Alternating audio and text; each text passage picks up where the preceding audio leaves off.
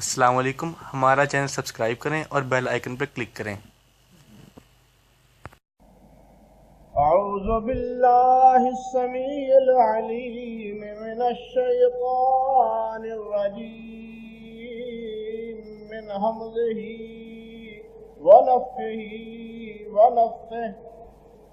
بسم اللہ الرحمن الرحیم۔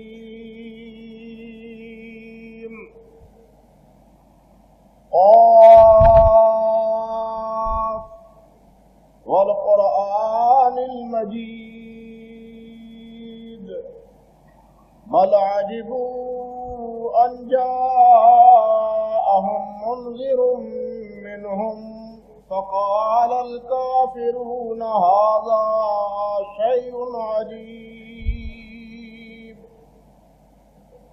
أإذا متنا وكنا ترابا ذلك رجع بعيد قد علمنا ما تنقص الأرض منهم وعندنا كتاب حفيظ سبحان ربك رب العزة عما يصفون وسلام على المرسلين والحمد لله رب العالمين۔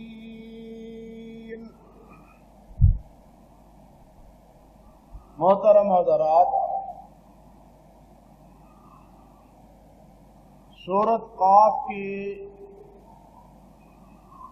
انہی آیات مبارکہ کی روشنی میں اور اس سورت کے حوالے سے کچھ باتیں گزشتہ خطبۃ المبارک جمعۃ المبارک کے خطبے میں آپ سے عرض کر رہا تھا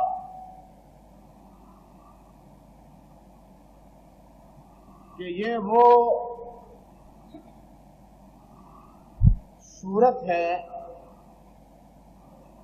کہ جس کی اکثر و بیشتر تلاوت نبی کریم صلی اللہ علیہ وسلم عیدین میں، خطبے کے دوران، صبح کی نماز میں بھی اس سورت کی تلاوت کیا کرتے تھے، حتیٰ کہ صحیح مسلم میں حضرت ام حشام بنت حارثہ رضی اللہ تعالی عنہا سے روایت ہے، فرماتی ہیں کہ نبی کریم صلی اللہ علیہ وسلم جمعۃ المبارک میں اکثر و بیشتر اس سورت کی تلاوت کرتے اور آپ کی زبان مقدس سے یہ سورت سن سن کے میں نے براہ راست آپ سے کسی سے تعلیم نہیں لی، اس سورت کے بارے میں کسی سے نہیں سیکھا، آپ کی زبان اقدس سے سن سن کے یہ سورت میں نے یاد کی۔ اس سے آپ اندازہ کر سکتے ہیں کہ نبی علیہ الصلوۃ والسلام اکثر و بیشتر اس سورت کو اپنے جمعے کے خطبے کا عنوان بنایا کرتے تھے۔ سورت کا آغاز قاف سے ہوا ہے اور یہ قاف حروف مقطعات میں سے ہے،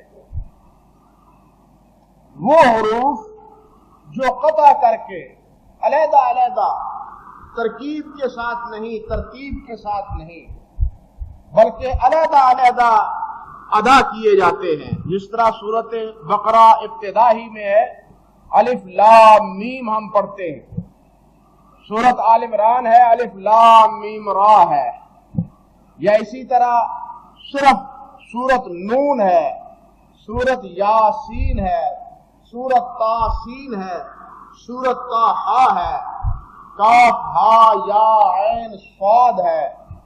تو ان صورتوں کے آغاز میں، یعنی 29 صورتیں ہیں جن کے آغاز میں انہی حروف مقطعات سے سورت کا افتتاح اور سورت کا آغاز ہوتا ہے۔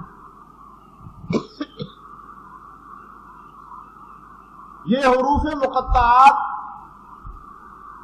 یعنی ایسے ترتیب سے ہیں کہ ایک لفظی بھی ہے سورت قرآن مجید میں، دو لفظی بھی ہے، تین لفظی بھی ہیں، چار لفظی بھی ہیں اور پانچ لفظی بھی ہیں۔ ایک لفظی تو یہی سورت ہے، سورت قاف، سورت صاد، یا جس طرح سورت نون والقلم جس کا آغاز ایک حرف سے ہوتا ہے، وہ بھی صورتیں ہیں جن کا آغاز دو حروف مقطعہ سے ہوتا ہے، جس طرح طٰہٰ ہے، یاسین ہے، دو لفظ ہیں، تین نہیں، یاسین، یا اور سین۔ لکھنے میں، اردو لکھنے میں غلطی کرتے ہیں اکثر ہمارے، سین کے نیچے یا کے نقطے ڈال دیتے ہیں، معنی ہی بگڑ جاتا ہے۔ یاسین یا طاسین، اسی طرح تین لفظی الف لام میم، الف لام میم تین حرف، یا الف لام میم را، چار لفظی بھی اسی طرح قرآن مجید میں یہی حروف مقطعات اکٹھے آئے ہیں، الف لام میم صاد، اور پانچ لفظ بھی اسی طرح مقطعات کی شکل میں قرآن مجید میں آئے ہیں۔ سورت مریم کا آغاز ہی اس سے ہوتا ہے، کاف ہا یا عین صاد، یا اسی طرح ایک اور سورت کے بارے میں فرمایا ہا میم عین سین قاف، یعنی ان میں پانچ حروف مقطع آتے ہیں۔ یہ اسلوب اس اعتبار سے بھی ہے کہ عربی زبان کے بولنے اور کلام کرنے میں جتنے حروف استعمال ہوتے ہیں وہ یا ایک ہوتا ہے یا دو ہوتے ہیں یا تین ہوتے ہیں یا چار یا پانچ، چھ نہیں ہوتے، پانچ سے زیادہ نہیں ہوتے، یعنی زیادہ سے زیادہ پانچ اور کم سے کم ایک۔ اسی اعتبار سے یوں سمجھ لیجئے کہ حروف مقطعات اس ترتیب سے اللہ سبحانہ و تعالی نے قرآن مجید میں اپنے پاک کلام میں پھیلائے اور مختلف صورتوں کے آغاز میں اس کو رکھا، جس میں اشارہ اس بات کی طرف بھی ہے کہ یہ الفاظ ہیں جن کو تم استعمال کرتے ہو، یہ الفاظ ہیں جن کو تم استعمال کرتے ہو، آئے دن اور آئے روز تم اپنی زبان سے یہ الفاظ استعمال کرتے ہو، لیکن انہی الفاظ سے جو مرکب الفاظ قرآن مجید میں استعمال ہوئے ہیں ان کی نظیر پیش کرنے سے تم قاصر ہو۔ الفاظ یہی ہیں اور کوئی الفاظ نہیں ہیں، یہی الف با تا کے ساتھ جوڑے ہوئے یہ قرآن مجید کے تمام الفاظ ہیں، اور یہ تمام کے تمام الفاظ عربی زبان میں تمہارے ہاں مستعمل ہیں، استعمال ہوتے ہیں، اور قرآن مجید کی طرف سے بار بار انہیں یہ چیلنج کیا گیا کہ اس کی نظیر پیش کرو، اس کی مثال پیش کرو، اس جیسی کوئی اور صورت پیش کرو، لیکن ان حروف کو استعمال کرنے کے باوجود، عربی زبان پہ پوری دسترس رکھنے کے باوجود، وہ قرآن مجید کی ایک سورت کے مقابلے میں بھی کوئی سورت چھوٹی سے چھوٹی، 3 آیتوں جیسی سورت، اس سورت جیسی 3 آیتیں بنانے پہ بھی وہ قادر نہ ہو سکے۔ پورا عرب جو دوسروں کو عجم کہتا تھا اور اپنے آپ کو عرب کہتا تھا، دوسرے گونگے ہیں، ان کو بات کرنے کا سلیقہ ہی نہیں، جتنی فصاحت اور بلاغت سے ہم گفتگو کرتے ہیں کوئی اور زبان میں اتنی فصاحت و بلاغت ہے ہی نہیں۔ عرب میں یہ تاثر تھا اور یہ بجا ہے تو تاثر، اور بلا شبہ جتنی فصاحت، جتنی بلاغت اور جتنے الفاظ کا کہ ترادفات، مترادفات عربی زبان میں ہے، کسی اور زبان میں اتنے مترادفات نہیں ہیں، یہ ایک مسلمہ حقیقت ہے۔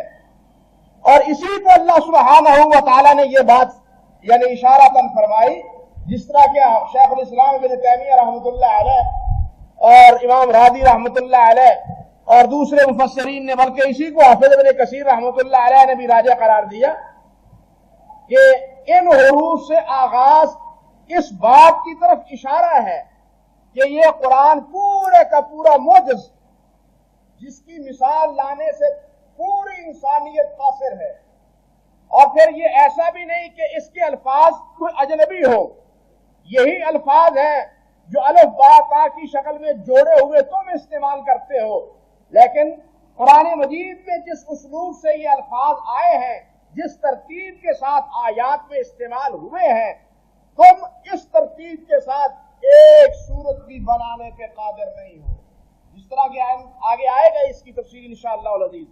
اور یہی وجہ ہے کہ اکثر و بیشتر مقامات پہ انہی حروف مقطعات کے ساتھ قرآن مجید کے عظمت اور قرآن مجید کے کلام الہی ہونے کا اشارہ موجود ہے، جس طرح کہ اسی صورت میں دیکھیے قاف والقرآن المجید، الف لام میم ذالک الکتاب لا ریب فیہ،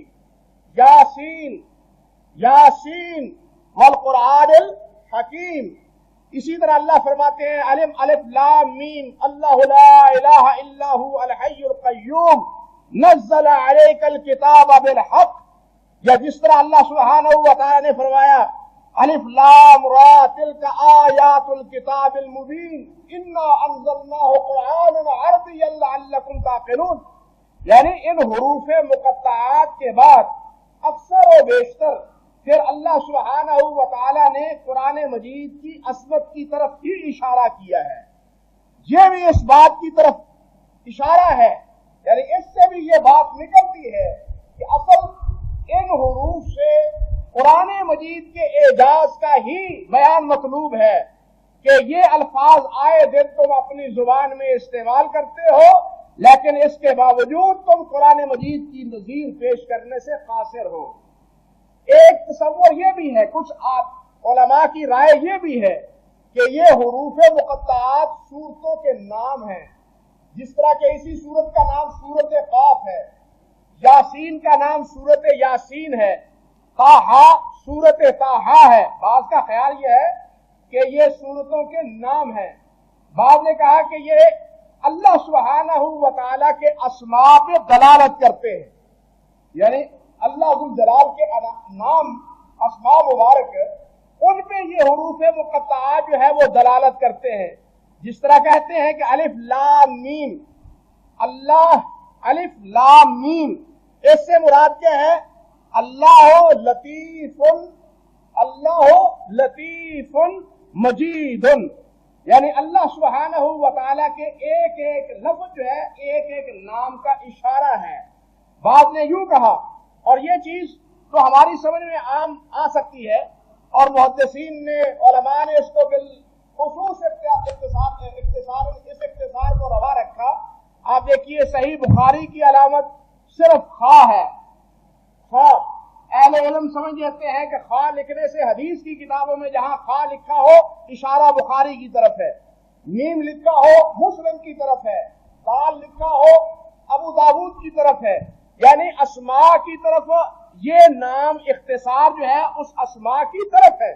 آپ دیکھیے، اور یہ دفتری تمام زبانوں میں شہروں کے نام، دفتری زبان افیسر لوگ جو افسر لوگ ہیں ان کے نام بھی اختصار کے طور پہ۔ اب فیصلہ آباد ہے تو انگریزی میں آپ کیا استعمال کرتے ہیں؟ ایف استعمال کرتے، لاہور ہے ایل استعمال کرتے تو سب سمجھ جاتے ہیں کہ اس سے مراد کیا ہے؟ لاہور ہے۔ یہ کس کا دفتر ہے جناب؟ ڈی پی او کا دفتر ہے، ایس پی او کا دفتر ہے۔ حالانکہ یہ پورے الفاظ نہیں، الفاظ کے ایک اختصار ہے جو اپنے معنی اور اپنے پورے لفظ پہ دلالت کرتا ہے۔ بہرحال کہنے کا مقصد یہ تھا کہ کچھ مفسرین کا یہ بھی خیال ہے کہ یہ اسماء اللہ سبحانہ و تعالیٰ کے اعلام، نام جو ہے اللہ سبحانہ و تعالیٰ کے، ان پہ دلالت کرتے ہیں۔ اللہ اکبر۔ لیکن اکثر مفسرین اور اکثر صحابہ کرام رضوان اللہ علیہ مجمعین وہ فرماتے ہیں کہ الف لام میم یہ جتنے حروف مقطعات ہیں حقیقتاً ان کی مراد اور ان کے معنی اللہ ہی جانتے ہیں، اللہ اعلم بمرادہ۔ اللہ ذو الجلال نے یہ نام اسی طرح یا یہ الفاظ اسی طرح نازل کیے اور ہم اس کی تلاوت کرتے ہیں، ان کو پڑھتے ہیں۔ اللہ نے اسی طرح یہ الفاظ نازل کیے ہیں، اتارے ہیں اپنی کتاب میں، اور ہم ان کے پڑھنے کے مقلد ہیں۔ ہمیں اپنی رائے سے، یعنی باقی جتنے بھی اقوال ہیں، وہ کہتے ہیں کہ اپنی اپنی فہم اور اپنی اپنی سوچ اور فکر کے مطابق اہل علم نے اس کی توجیحات اختیار کی، لیکن کیا اللہ سبحانہ و تعالیٰ کی بھی یہی مراد ہے؟ اور نبی علیہ السلام نے بھی اس کے بارے میں کوئی اشارہ فرمایا ہے کہ یہ چیز ان الفاظ سے مراد ہے؟ نہ نبی علیہ السلام نے فرمایا، نہ اللہ ذو الجلال والاکرام کی طرف سے نبی علیہ السلام نے اس بارے میں کوئی بات آگاہ فرمائی۔ اس لیے سلامتی کی راہ یہ ہے کہ ہم اس کے معنی یہی سمجھیں کہ اللہ اعلم بمرادہ، اللہ ہی بہتر جانتے ہیں کہ ان الفاظ مقطعات سے مراد کیا ہے، اللہ کی کیا مراد ہے۔ یہ بات اپنی جگہ درست ہے کہ کلام عرب میں مفرد الفاظ سے کلام کا رواج چلا آتا تھا، مفرد الفاظ سے بھی وہ کلام کا آغاز کرتے تھے۔ اگر یہ اسلوب بیان نہ ہوتا تو قرآن مجید کے اس اسلوب پہ وہ اعتراض کرتے کہ یہ کون سا بیان ہے، یہ کون سی کتاب ہے، یہ کیسا انداز ہے کہ حروف مقطعات سے بات کا آغاز کیا جا رہا ہے۔ اگر یہ اسلوب عرب میں پہلے سے رواج پذیر نہ ہوتا تو اہل عرب اس پہ اعتراض کرتے۔ وہ تو قرآن مجید کی مختلف چیزوں پہ اعتراض کرتے تھے، سرے سے یہی کہتے تھے کہ قرآن جادو ہے، معاذ اللہ ثم استغفر اللہ، یہ کہتے، نبی علیہ السلام کو شاعر کہتے اور قرآن مجید کو بھی شاعرانہ کلام سے تعبیر کرتے۔ اگر یہ اسلوب عربی زبان کے اسلوب سے ہٹا ہوا ہوتا تو یقیناً یہ اعتراض ہوتا، اور اس اعتراض کا جواب بھی نبی علیہ السلام یا صحابہ کرام رضوان اللہ علیہم اجمعین دیتے۔ یہ چیز اس بات کا اشارہ کرتی ہے کہ قرآن مجید کا یہ انداز پہلی بار نہیں، عرب کے زبان میں، عرب کی اسلوب میں یہ طریقہ ان کے ہاں معروف تھا، اور اسی معروف طریقے کے مطابق بعض صورتوں کا آغاز اللہ سبحانہ و تعالی نے حروف مقطعات سے کیا ہے۔ امام راضی رحمۃ اللہ علیہ نے یہاں ایک بڑی نفیس بات کہی ہے۔ وہ کہتے ہیں دیکھو بھائی، اعمال کے تین درجے ہیں یا تین حصے ہیں یا تین نوعیت کے اعمال ہیں۔ ایک عمل وہ ہے جو قلبی ہے، ایک عمل وہ ہے جو زبان سے ہے، ایک عمل وہ ہے جو اعضاء سے ہے۔ یعنی انسان ذکر کرتا ہے، تسبیحات کہتا ہے، یا ایمان اور اس کا آگے اظہار کرتا ہے۔ ایمان ہے دل سے، زبان سے اس کا اقرار ہے، جوارے سے ایمان کے مطابق عمل ہے۔ اسی طرح اللہ وحدہ لا شریک پہ یقین رکھتا ہے جس کا تعلق ایمانیات سے ہے، اور ذکر و اذکار اس کا تعلق زبان سے ہے۔ نماز اور اسی طرح جناب روزہ اور حج، اس کا تعلق کس سے ہے؟ اعضاء سے ہے، جوارے سے ہے۔ یہ تین ہی چیزیں استعمال ہوتی ہیں، دل بھی، زبان بھی اور اعضاء بھی۔ اور ان تینوں کے بارے میں اگر غور کیا جائے تو جوارے، مثال کے طور پہ یہی دیکھیں، اعمال ہم کرتے ہیں، اعضاء سے عمل کرتے ہیں، نماز پڑھتے ہیں، روزہ رکھتے ہیں، اس کی کوئی نہ کوئی حکمت یا کوئی نہ کوئی فلسفی یا کوئی نہ کوئی اس کی تعبیر توجیہ وہ سمجھ آتی ہے کہ اس میں اللہ کے سامنے عاجزی، انکساری، فروتنی کا اظہار ہوتا ہے، عبدیت کا اعتراف ہوتا ہے نماز کی صورت میں، روزے کی صورت میں۔ حج کے اندر بھی ایسی ہی صورت ہے، لیکن حج میں کچھ اعمال ایسے ہیں کہ کوئی توجیہ عقلی اور فطری طور پہ نہیں کی جا سکتی۔ مثال کے طور پہ رمی جمرات ہے، کنکریاں مارنا ہے پتھروں کو، جن کو شیطان کہتے ہیں، اللہ کے یہ بھی غلط ہے۔ جمرات کو کنکریاں مارنا کیوں ماری جاتی ہے؟ وہاں ہوتا ہے معاذ اللہ نہیں، بس ایک حکم آنا ہوا اللہ کا، ایک سے اللہ کے نبی علیہ السلام کی، بس اس کی تابع داری ہے۔ ہمیں معلوم نہیں اس کی قیمت ہے، اس کی بیک گراؤنڈ کیا ہے، اس کا وہ نہیں۔ اسی طرح صفا مروہ کے مابین سعی ہے، یہ بھی ایک عمل ہے۔ حضرت حاجرہ علیہ السلام وہ تو اپنے نونہال اور اپنے لخت جگر کی پیاس بجھانے کے لیے اور کسی انسان کو دیکھنے کے لیے کبھی صفا پہ کبھی مروہ پہ کہ کوئی انسان نظر آ جائے اور اس کو بلا کے پانی پوچھوں، اپنے بیٹے کو پانی پلاؤں، وہ تو مارے مارے اس طرح صفا کے درمیان دوڑتی تھی ایک مقصد کے لیے۔ لیکن آنے والے بعد میں حاجی حضرات عمرہ کرنے والے، ان کو کہا کہ تم نے بھی صفا مروہ کے مابین دوڑنا ہے، 7 چکر لگا دے۔ بھائی اب کس کی تلاش میں چکر لگائے جائیں؟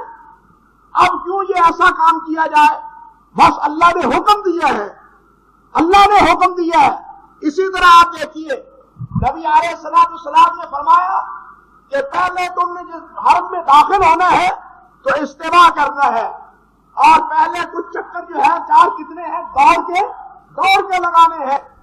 اب اس وقت تو کفار موجود تھے، حضرت عمر فاروق رضی اللہ تعالیٰ عنہ کو یہ اشکال پیش ہوا بھی، اور انہوں نے نبی علیہ السلام سے عرض بھی کیا، حضور اس وقت تو کافر تھے، کفار تھے، وہ کہتے تھے کہ محمد صلی اللہ علیہ وسلم اور ان کے پیروکاروں کو مدینے کی فضا نے بیمار کر دیا ہے، یہ کمزور ہو گئے ہیں، اس لیے آپ نے فرمایا تھا کہ اپنی توانائی اور طاقت کا اظہار کرو، بیت اللہ میں بھی یہاں بھی دوڑ کے 4 چکر لگاؤ اور ایک موڑا ننگا کر کے لگاؤ۔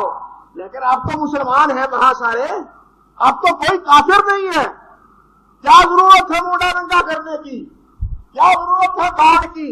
لیکن نہیں، یہ اس حقیقت یا اس کی فلسفی یا اس کا پس منظر کچھ ہو یا نہ ہو، ہمیں سمجھ آئے یا نہ آئے، حکم یہ ہے، نبی علیہ السلام نے فرمایا یہ ہے، ہماری سمجھ میں نہیں آتا ہم کر رہے ہیں۔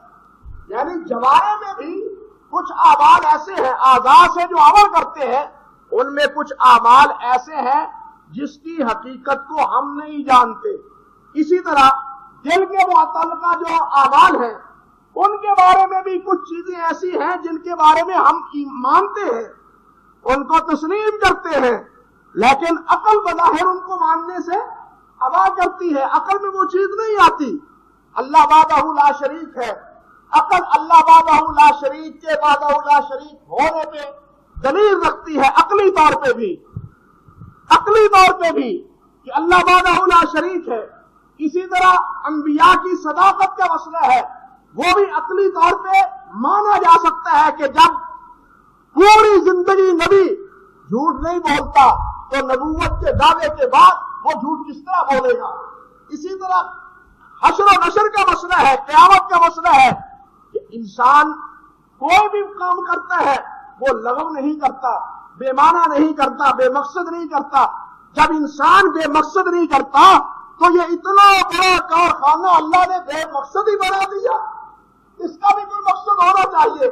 یعنی حشر کا قیامت کا بھی ایک عقلی طور پہ ثبوت موجود ہے، لیکن اس کے باوجود بعض باتیں ایسی ہیں کہ جو عقل و فکر میں نہیں آتی۔ مثال کے طور پہ کل صراط کا مسئلہ ہے، یہ ہمارے ایمان کا حصہ ہے۔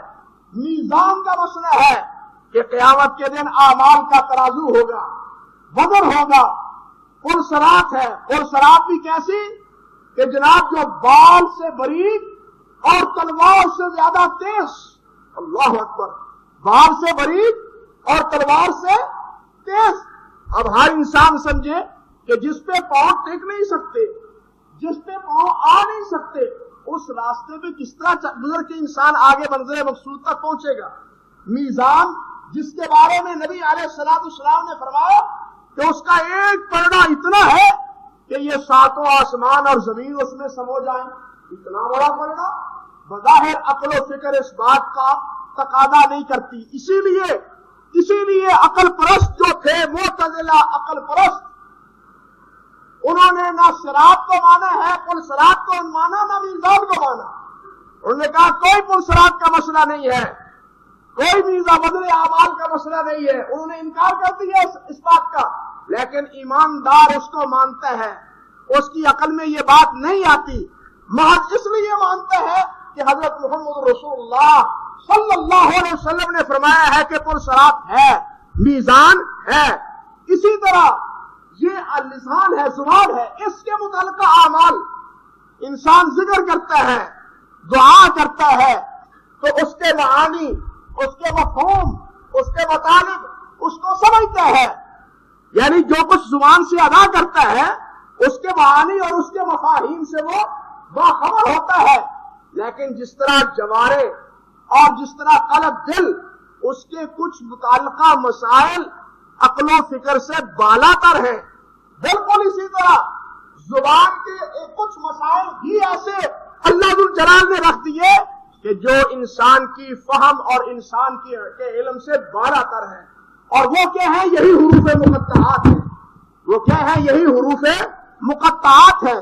ہم دعا کرتے ہیں ربنا آتنا فی الدنیا حسنہ وفی الآخرۃ حسنہ، طبیعت جھوم جاتی ہے، طبیعت پہ ایک سرور پیدا ہوتا ہے، ایک لطف کیف پیدا ہوتا ہے جب انسان اللہ سے دعا کرتا ہے ربنا آتنا فی الدنیا حسنہ، ربنا هب لنا من لدنک رحمہ، ربنا هب لنا من ازواجنا وذریاتنا، یعنی ان دعاؤں سے، ان اذکار سے ایک کیفیت، ایک سرور، طبیعت کو ایک لطف محسوس ہوتا ہے۔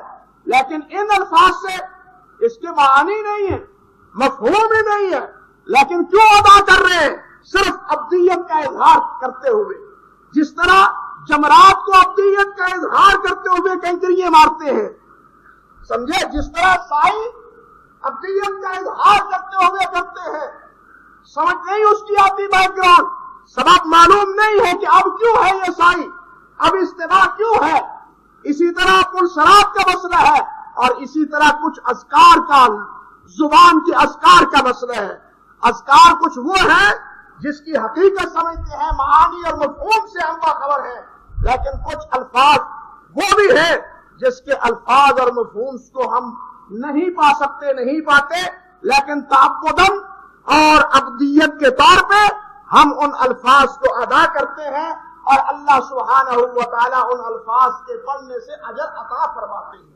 جس طرح حضرت عبداللہ ابن مسعود رضی اللہ تعالیٰ عنہ فرماتے ہیں کہ 30 نیکیاں ملتی ہیں الف لام میم پڑھنے سے۔